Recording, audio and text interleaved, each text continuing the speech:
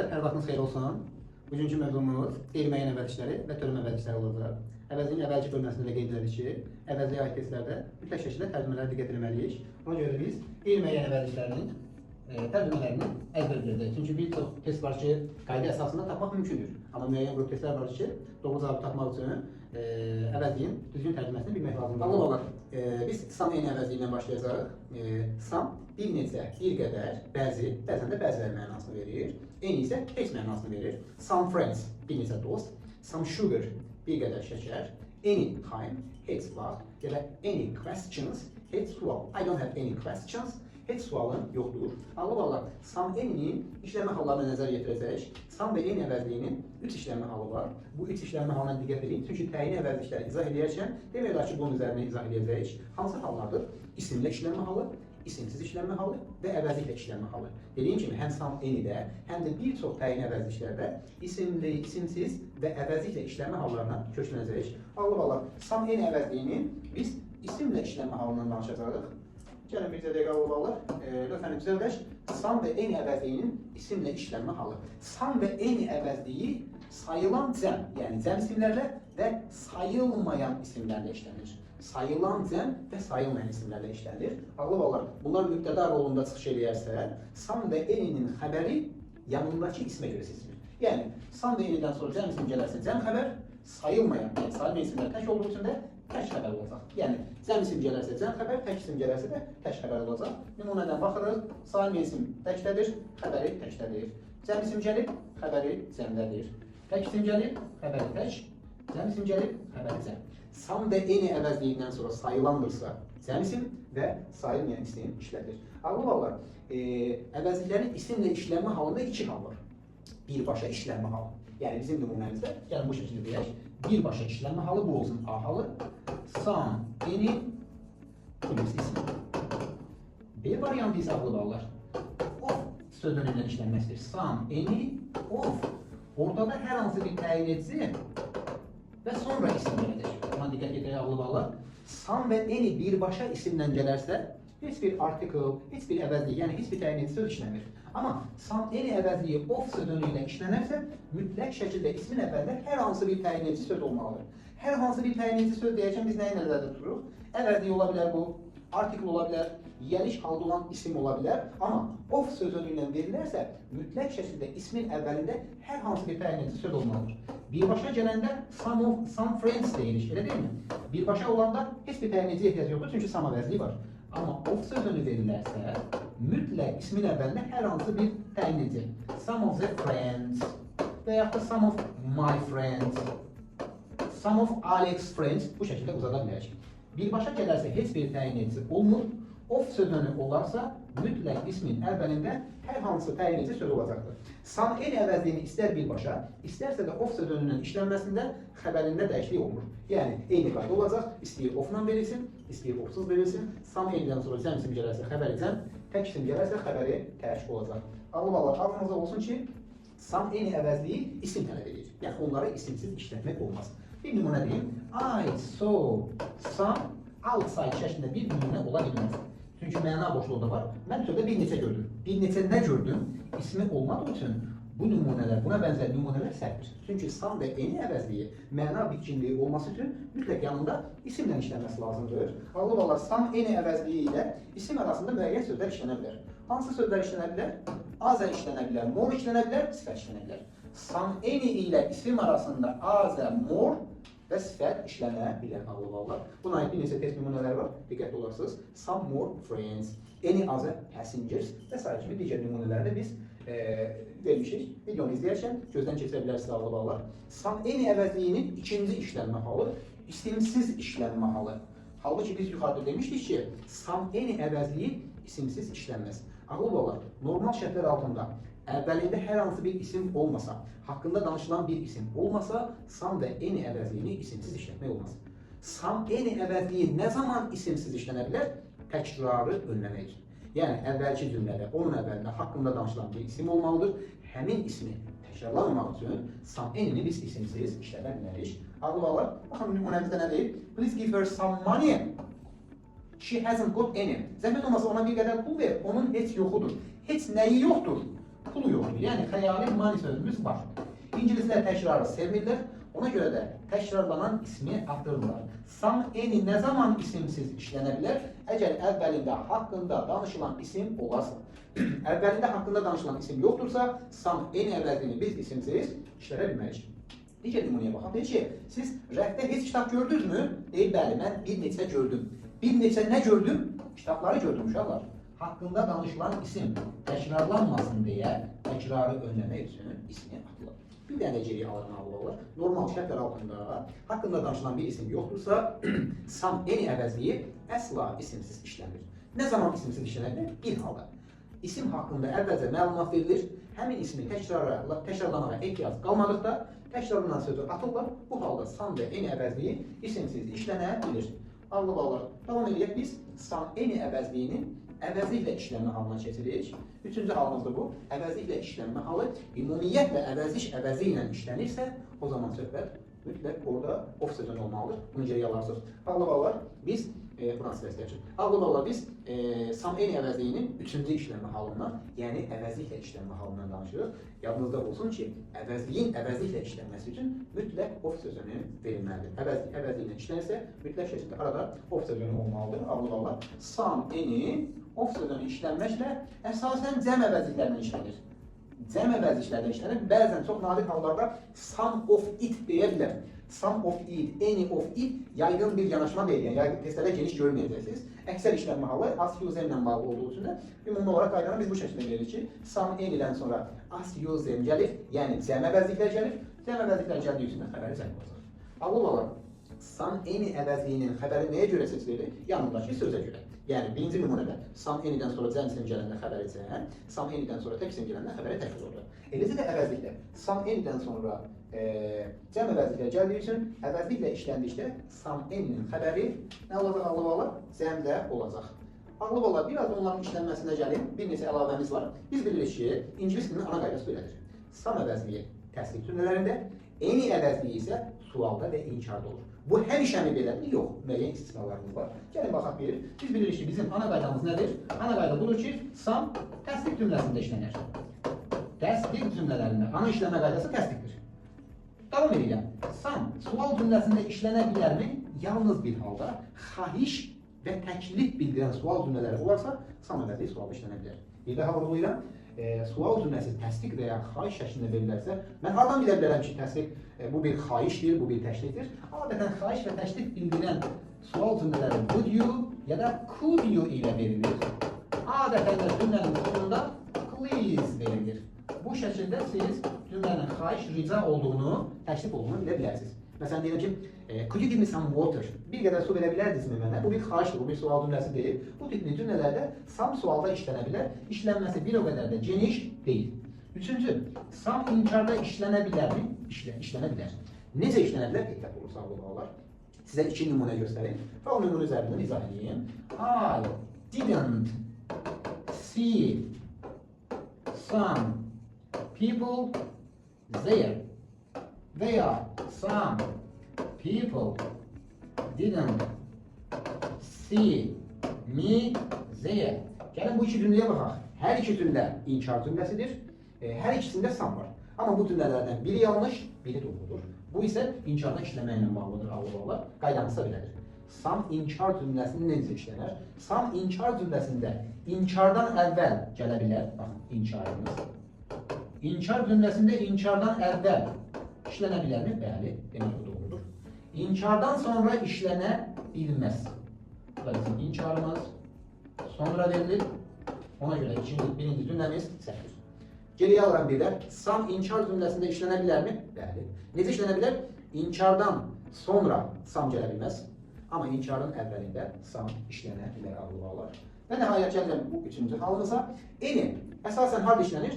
Sualda və inkarda işlənir. Any təsdiqdə işlənə bilərmi? Buna aid test nümunələr demək olar ki, yoxdur. Mətnlərdə tərcümələr zamanı işinizə yarayacaq.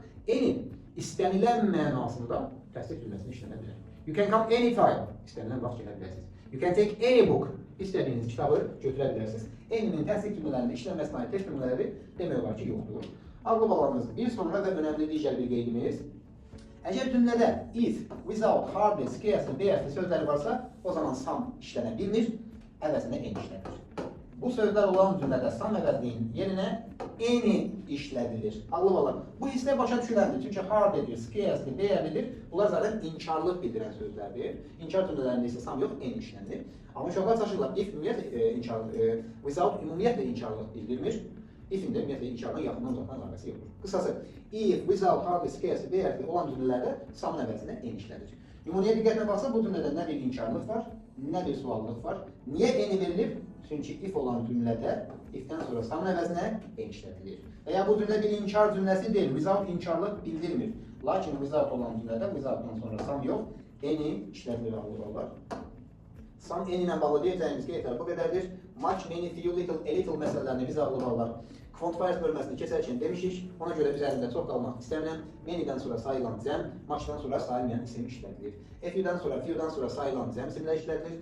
Few, az, a few isə yetərincə deməkdir. Little, az, a little isə yetərincə deməkdir. Little və a little-dan sonra da sayılmayan isimlər işlədir ağlıqlar. Ümumi cədvəl şəklində vermişik. Many, a few, few-dan sonra cəm isim gəlir. Much, little, a little-dan sonra isə sayılmayan isimlər işlədir. Ümumiyyətlə, eyni müəyyən əvəzliklərin içərisində olan many, much, few, little, a little məsələlərini biz qayıdıb quantifiers bölməsinin video izahına baxıb daha detallı şəkildə öyrənə bilərik ağlıqlar. Bizə dəqiqə. Ağlıqlar. Dediyim ki, bu məsələlərin hamısı quantifiers bölməsində var. Ona görə dəyərli vaxtınızı almaq istəmirəm. One və one səbəbliyi ağlıqlar ingilis dilində təkrarı önləmək iki yol var. Bir, təkrarlanan isim atılır ki, biz əvvəlki hissədə some n-də demişdik ki, nə zaman isimsiz işlənir? Təkrarı önləmək üçün. Deməli, təkrarı önləməyin birinci yolu haqqında danışılan ismin atılmasıdır. Təkrarı önləməyin ikinci yolu təkrarlanan ismi one və ones əvəzlikləri ilə əvəzləməkdir. One, sayılan tək ismi, ones isə sayılan cəm ismini əvəzləyir. Why did you like these jeans? Ne diyor xoşlamadın? Bir daha yaxşısını istəyirəm. Söhbət buradan nədən gedir? Cinsdən söhbət gedir. One və ones əvəzliyinin tərcüməsi əvəzlədiyi ismə görə seçilir. Yəni, burada ones cinsi nəzərdə tutduğu üçün elə cins şəklində də tərcümə olunacaq. Ağlı olaraq one əvəzliyi eyni zamanda of sözünü ilə işlənir. One əvəzliyi of sözünü ilə işlənərsə, o zaman ondan sonra ya cəm isim, ya da cəm əvəzlikdir. Yəni, as, you, cəm gələcək. Bu zaman tərcüməsi biri olacaq. One of the boys, oğlanlardan biri. One of them, onlardan biri. Ağlı bağlar. Oğlanlardan biri, onlardan biri, bizlərdən biri dediği için birin xəbəri tək olduğu üçün də one əvəzliyində verilən testlərdə diqqətli olun. One əvəzliyinin xəbəri həmişə təkdə olacaq ağlı bağlar. İstəyirsiniz bu nümunədən baxırıq. Xəbərimiz təkdir. Of olan nümunələrdə ofun əvvəlinə baxıram. One'ın xəbəri tək. One of the boys, yenə xəbərimiz tək olacaq ağlı bağlar. İstərsə də əvəzliylə verilsin, heç bir şey dəyişməz. One'ın xəbəri hər zaman təkdə olacaq. Qeyri-müəyyən əvəzliklərimiz bu qədərdir ağlı bağlar. Dediyim kimi, qeyri-müəyyən əvəzliklərin içərisində many, much, few, little, a little məsələlərini biz quantifiers'ın video izahında detallı baxmışıq, izahını vermişik. Geriyə dönüb həmin hissələri təkrar gözdən keçirə bilərsiniz. İndi isə biz törəmə əvəzliklərinə gəlirik ağlı bağlar. Biraz sürətlə gəlir bu. Törəmə əvəzliklərimiz, bəli.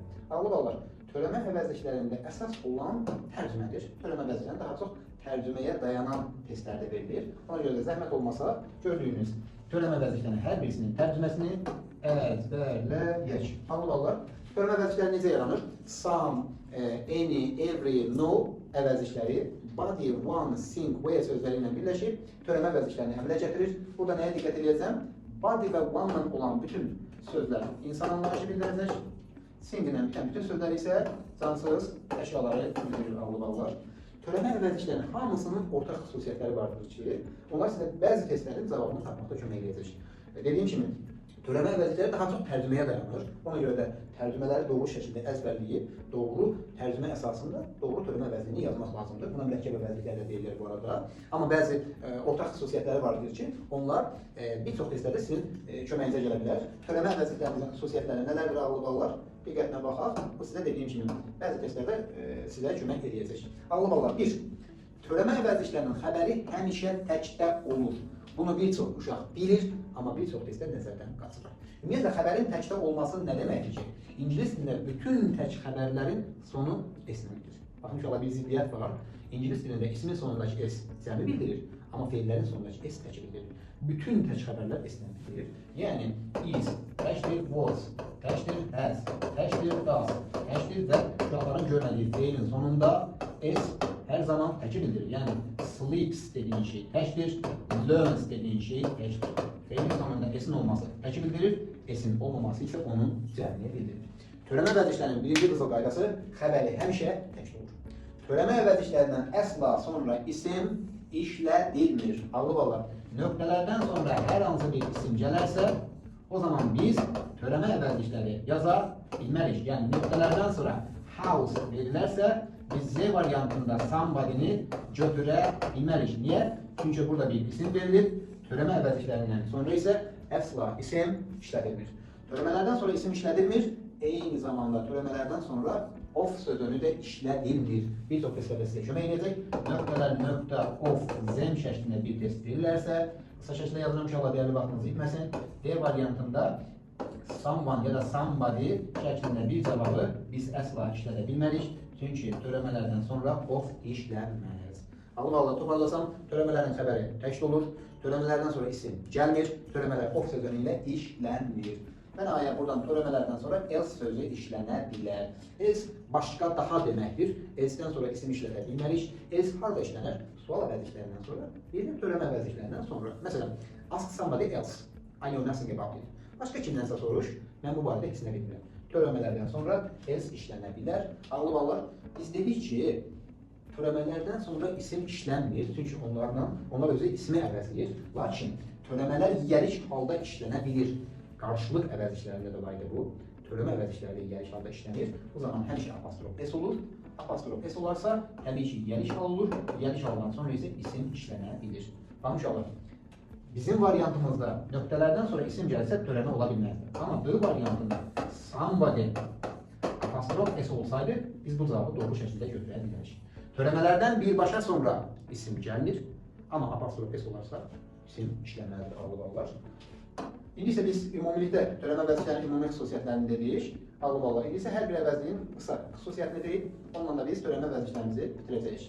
Sam əvəzliyin törəmələri, tərcümələri əzbərdir. Sam əvəzliyin törəmələri təsdiq cümlələrdə işlədilir, sualda və inkarda işlədilir. Bu qədər. Gerisi tərcümədir. Eyni əvəzliyinin törəmələri biraz ehtiyatlı olmuşaqlar. Eyni əvəzliyinin törəmələri həm sual cümlələrində, həm də inkar cümlələrində işlənir. Bu zaman tərcümədə fərq yaranır. Sualdakı tərcümələr bu şəkildədir. Bir ofisini yormaq istəmirəm. İnkardakı tərcüməsi isə bu şəkildədir. Yəni, baxın nümunəyə deyir ki, did anybody call me? Kimsə mənə zəng elədimi? Başqa bir nümunə deyəm. I didn't see anybody there. Orada heç kəsi görmədim. Birində kimsə oldu. Niyə? Çünki sual cümləsidir. Digərində heç kəs oldu. Çünki inkar cümləsidir. Dolayısıyla bu əvəzliklərin sualda və inkarda tərcümələrini diqqətli şəkildə əzbərləmək lazımdır, ağırlar. Sizə buna ait nümunələr də verilir. Videonu izləyərkən dayandırıb nümunələri gözdən keçirə bilərsiniz, ağırlar. Davam edirəm mən. Eyni əvəzliyinin törəmələri ilə davam edək, ağırlar. Eyni əvəzliyinin törəmələri harada işlənir? Sual və inkar cümlələrində işlədilir. Amma ehtiyatlı olacaqsınız. Biz dedik ki, sual və inkarda işlədilir. Amma inkarın əvvəlində gələ bilməz. Mütləq inkardan sonra gəlməlidir. İnkarın əvvəlində gəlməz o deməkdir ki, cümlənin mübtədası rolunda çıxış edə bilməz. Ağlı ballar, bizim some-any ilə bağlı dediyimiz if, hardly, without, scarcely, barely qaydası təkcə any'yə deyil, onun törəmələrinə də aiddir. Yəni cümlədə if, hardly, barely, scarcely sözləri olarsa, some əvəzliyinin törəmələri əvəzinə any əvəzliyinin törəmələri işlədəcəyik. Nümunəyə baxırıq, bu bir sual və ya inkar cümləsi deyil. If olduğu üçün somebody yox, anybody olub. Hardly zaten inkarlıq bildirir. Ona görə də özündən sonra some yox, any törəmələri işlədir, ağlı ballar. Keçirəm, every'nin törəmələrini ağlı ballar. Every əvəzliyinin törəmələri, tərcümələri bir zəhmət əzbərləyərsiniz. Every əvəzliyinin törəmələri istər təsdiq, istər inkar, istərsə sual cümlələrində işlədilə bilir. Tərcümənin uyğun gəldiyi istənilən nümunələrdə işlədə bilərik. Burada every əvəzliyinin törəmələrindən danışarkən mütləq şəkildə everyone adlı bir törəmə əvəzliyindən və everyone adlı bir birləşmədən danışmalıyıq, ağlı ballar. Everyone törəmə əvəzliyidir və hər kəs deməkdir. Törəmə əvəzliyi olduğu üçün of sözünü ilə işlənmir. Yəni, every one of deyə bir ifadə yoxdur. Törəmə əvəzliklər of sözünü ilə işlənmədiyi üçün every one of ifadəsi də səhvdir. Every one isə burada one təkrarını ödəmək üçün əvəzləyici sözdür. Ayrı şəkildə yazılırsa, every one isə hər biri deməkdir. Of'un işlənə bilir. Every one of them onlardan hər biri deməkdir. Amma everyone of them deyə bir nümunə yoxdur. Everyone kiçik yazılarsa hər kəs, everyone ayrı yazılarsa hər biri deməkdir. Everyone törəmədir, özündən sonra ofla işlənməz. Everyone birləşmədir. Təbii ki, ofla işlənəcək və oxşar cəhətləri bu everyone'ın bunların hər ikisinin də xəbəri təşkil edir. Niyə? Çünki törəmələrin xəbəri həmişə təşkil olur. Deməli, everyone'ın xəbəri təşkil olacaq.